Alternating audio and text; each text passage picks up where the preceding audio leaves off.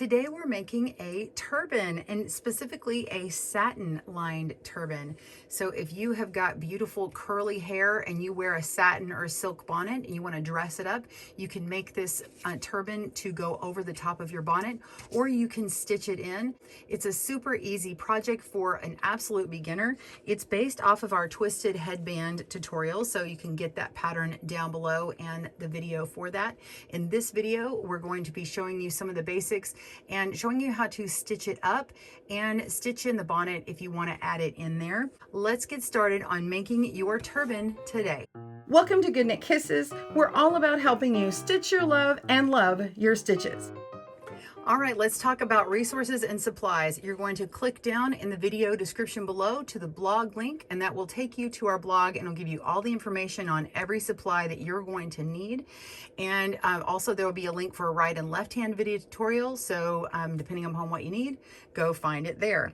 Now let's talk shortly about the materials. The in-depth information is on the blog, but I do want to say this is the loom that we've used. You can use an alternate loom. This one's from KB Looms or knitting board, kblooms.com. I'm using 14 stitches, so I'm using all of them. If you saw our twisted headband, which is very much like this and done the same way, this one used far less stitches, but the turban is going to use all of them in pairs.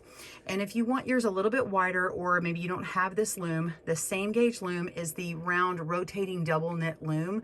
So it's a big white loom, and I'll show a little picture or video of that so you can see it.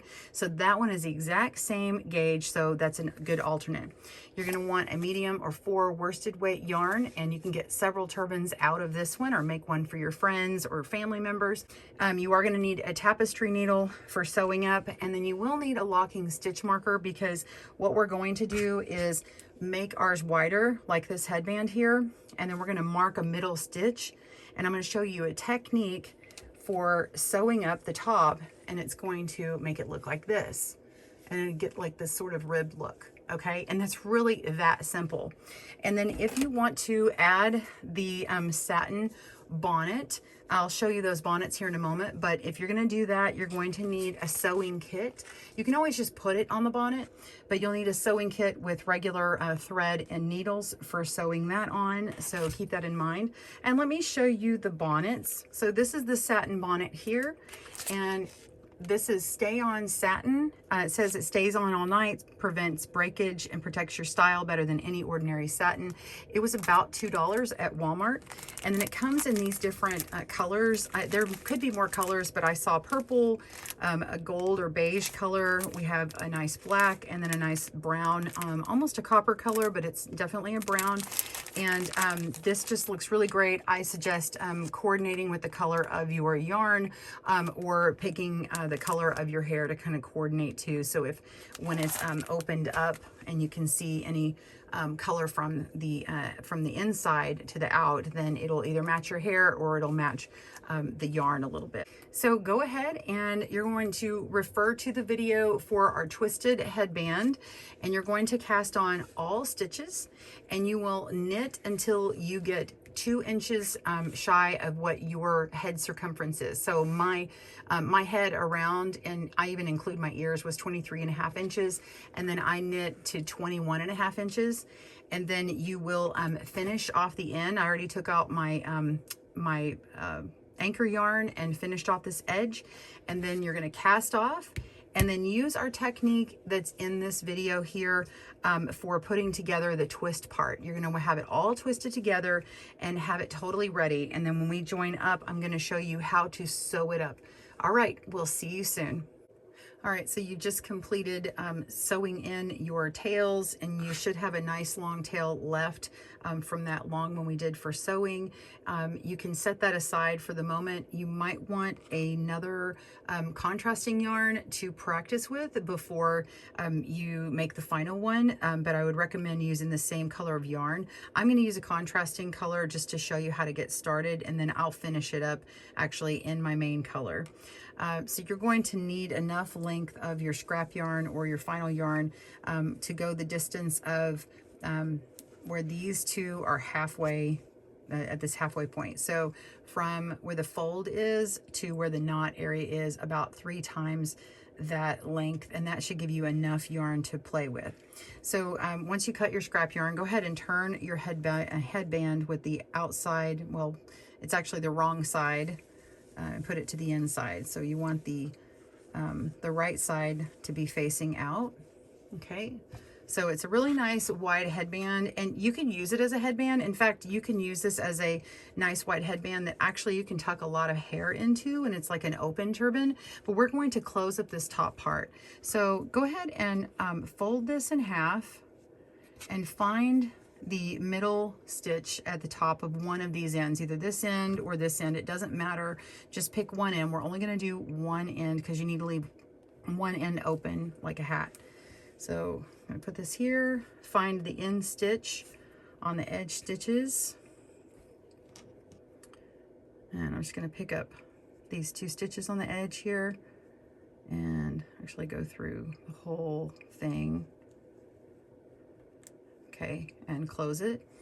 So we're going to be working between these edge stitches and the one knit row in. So we're going to be working in the purl column between the edge and the next row. So we're going to do that on this side and this side. So the 2 purl columns are going to be lining up, and then it will give us this look right here.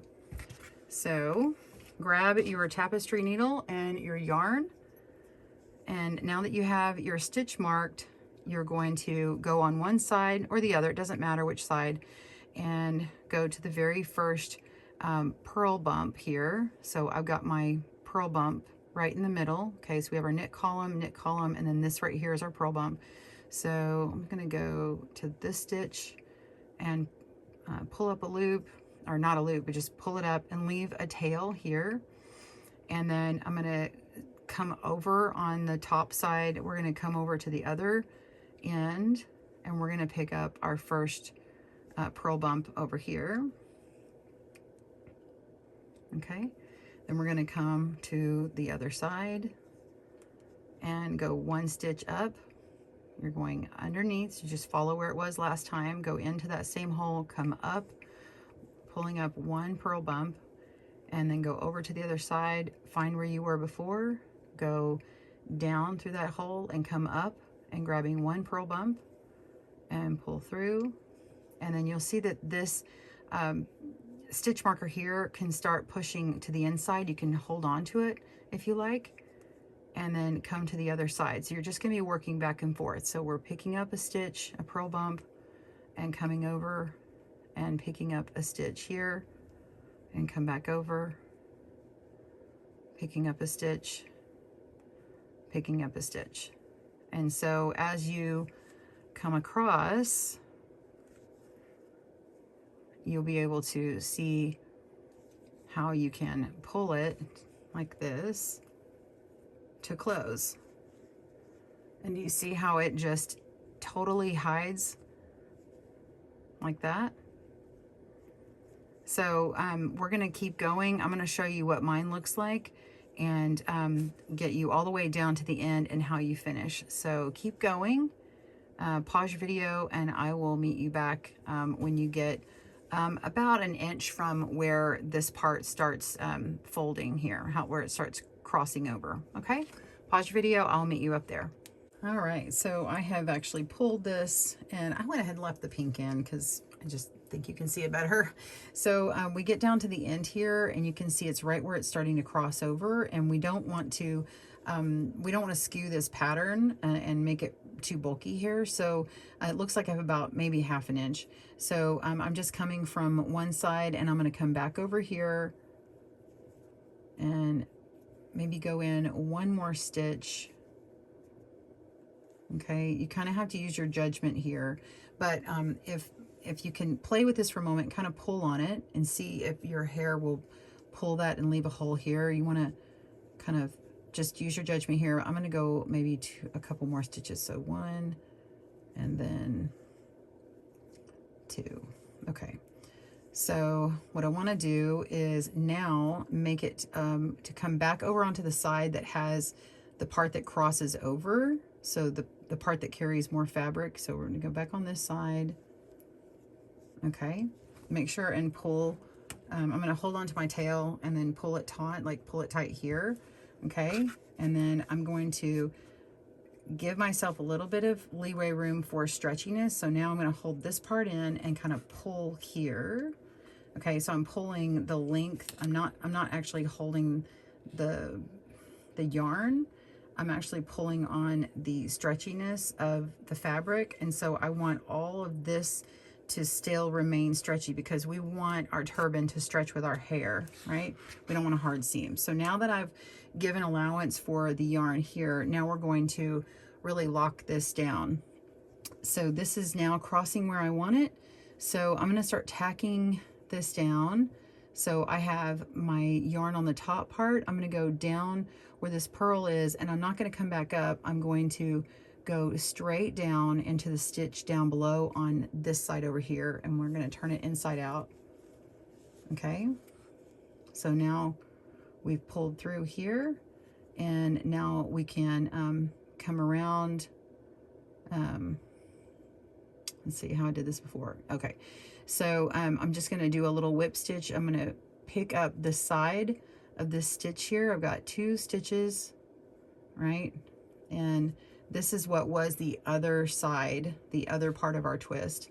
We're just gonna come through and kind of do a whip stitch, and I'm gonna pull through a couple of these side stitches here, and another little whip, and then we're gonna come down and pull through another, pick up another couple of stitches, and then go through some of this slipped edge here, 2 stitches here.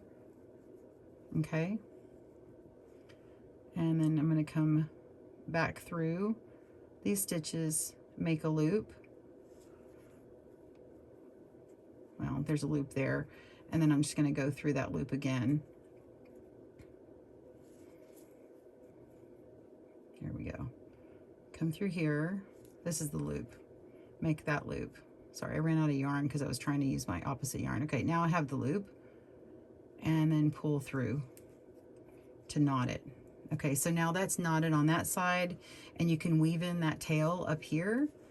And then on this end over here, you can go ahead and pull out your stitch marker. You don't need that anymore. And then on the top, we need to get this tail inside and secure. So go ahead and thread it, and then come back down through that spot that it was in, turn your knitting over and pull through. And it shouldn't be showing on this side. Now I do have another yarn color I'm using, but it pulls through easily. And then you would just go through a few stitches here and knot it in to place it. Okay, so I'm actually going to fix mine because I can see the color, the contrast yarn here. So I'm going to go back through and put in the purple one, and then I'm going to come back in and show you sewing in the bonnet. We'll see you in a moment.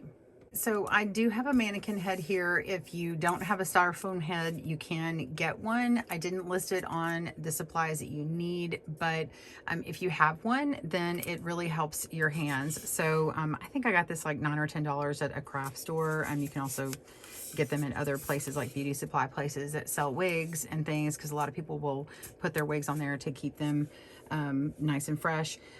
So I suggest putting your satin bonnet on here on one of these mannequin heads, and go ahead and get the edging on how you want it. Okay, this headband part, and then you want to take your turban and go ahead and put it on top of it.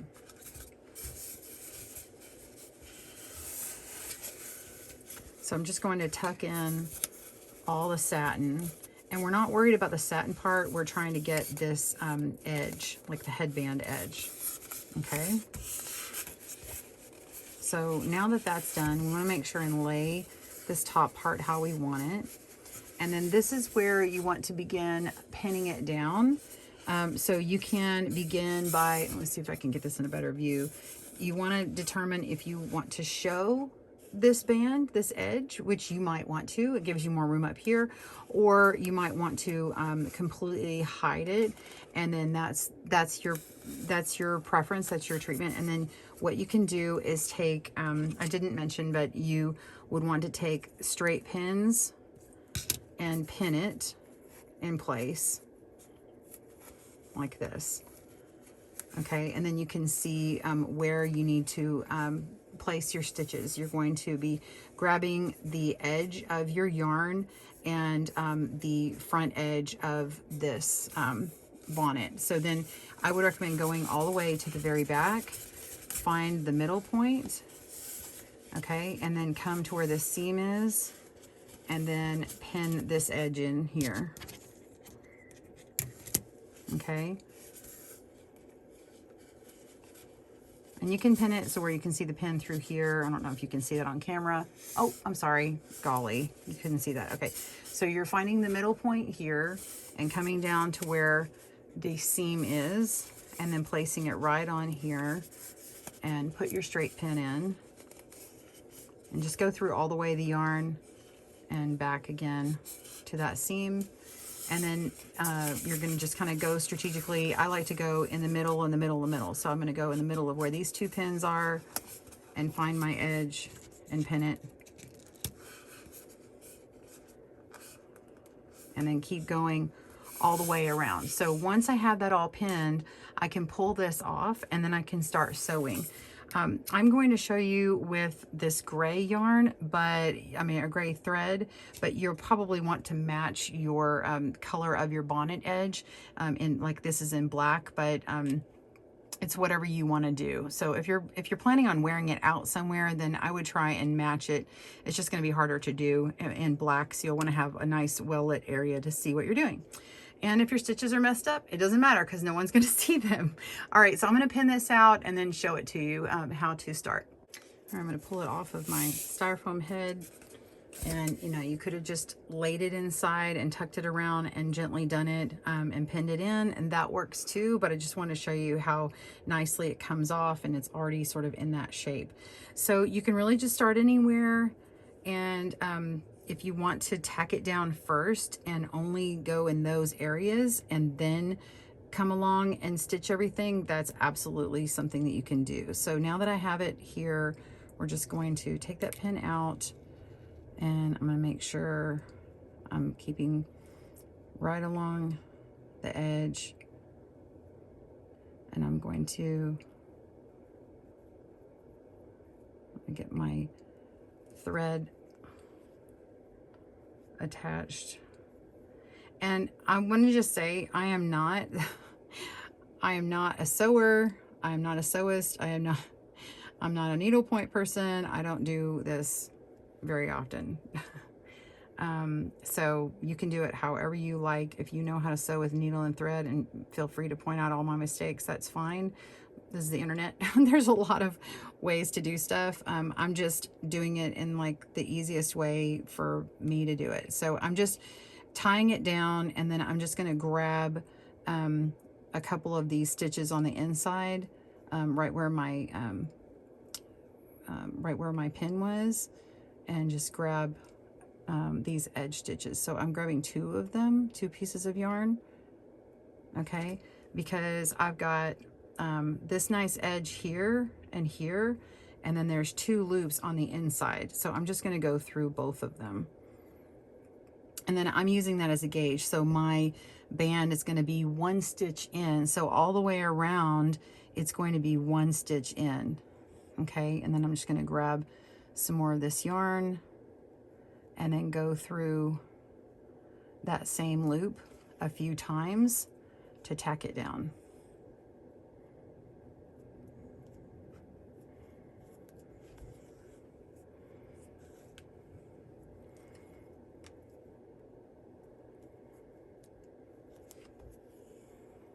Okay, and then you can come along and cut it, or just continue. So you can cut it and then tack it down at each individual point, or just continue.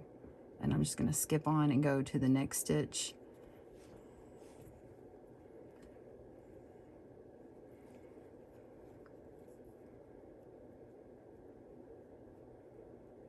I'm right above this one. I'm going through the next stitch that's along the edge, grabbing the fabric from a headband, well, it's the band of the satin bonnet. I should say the bonnet. So go through the bonnet, go through the stitches. Go through the bonnet, go through the stitches. So I would say 3 or 4 times to make a good connection. And then just skip down to the next stitch.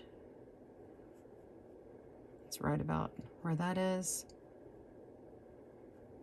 And then go through the next stitch. So you get the idea. So you're just continuing on and then go through each stitch several times to connect. So that's really all you're going to do. So you just continue going all the way around, and make sure, you might want to pull on it, make sure that you're not being too tight in between the stitches, and you should be good to go. If you individually do the stitches and then cut it off, then they will absolutely stay very stretchy. Right now there's a connected stitch or a connected piece of thread in between, but you could individually cut this off. And let's see, I'll show you how you could stop that. So if you wanted to do it individually, you could make a loop here and then go through your loop and do another one where you come through the stitch on the edge, pull until you get a loop, and then go up and through the loop again to make a knot, and then cut it, and then move on to the next one, and then you begin again, okay?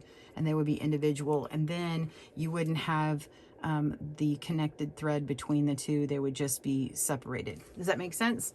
All right, so I'm gonna go ahead and do mine. I'll come back when it's done and show you. I want to show you the final result. You can see I left my original stitches in here with the lighter yarn so you could see it, and they're connected. I went ahead and started using a black yarn, and I did not connect them, so I individually did them. And then as I made my stitch, I ended up cutting it and then starting a new stitch and just going all the way around. I made sure to avoid the edge stitch along here where these two lines are for the slip stitch, and then on the inside I grabbed to the two stitches on the inside, just a reminder. So I went all the way around, and when I got to this part here, I went ahead and stitched in right before it sort of bends and goes over here, and then I continue stitching around and making sure to kind of do a couple of extra stitches and go in, because it changes how it moves right around the front of the head. And so I stitched in probably a few extra stitches than I would and what I did around here. So there's just a few more extra stitches. And then we went all the way around, and when I went to the very back where the seam is, I went around on one side and then around on the other side, just reinforcing the back of that, and then completed my stitches. Now I could switch this out. I just wanted you to see what those look like. But because I did them individually, this still remains nice and stretchy. I don't have to worry about any yarn breaking. Right here, it's going to be less stretchy because there's that extra length of yarn or thread attaching it. Anyway, so you can put this right over your head. I'll put it on the model so you can see it. But again, you can also show more black out here. And if you did show more black, you can put all your stitches right up against this part here. I didn't show that to you, but it would just line up there, and then you would stitch it in. It was just easier to show you this way. All right, let me put it on here and I'll show you. Okay, so this is what the turban looks like on our little model here. And you can see that you don't really see the band of the bonnet, maybe just a little bit right here. This is definitely one that's meant for show. It's meant for you going out on the town, running quick run to the store and covering up your bonnet. If you want to cover it up. Where I live, I see people out and about with their bonnets all the time, no big deal. But sometimes people want to dress things up, and I think this would be a great cover. You could also wear it without that, or without stitching it in, and just wear your bonnet and then put this over the turban over the top. Either one, I think it's such a fantastic idea. This idea came from my daughter, and she actually wears a bonnet, but she has tons of friends with different curl types of hair, and they wear them all the time. My sister is going to try it on her kids because they have hair of different hair types, and I'll probably show you guys some pictures later of that. But this is what it looks like. You can see the purple through a little bit, And then you could also pick the one for your hair color. So it's just a nice solution. I wouldn't necessarily wear this to bed like this. I mean, you could on a cold night, but it is going to be not as flexible as wearing just a nice soft bonnet out and to bed all the time. So you might want to have, this is just an extra fancy way to wear it. So anyway, I hope that helps you. I hope that you enjoy it. Please tag me on Instagram on the bonnets and turbans that you make. I'm really excited to see that. Thanks for joining us today, where we help you stitch your love and love your stitches. See you again soon.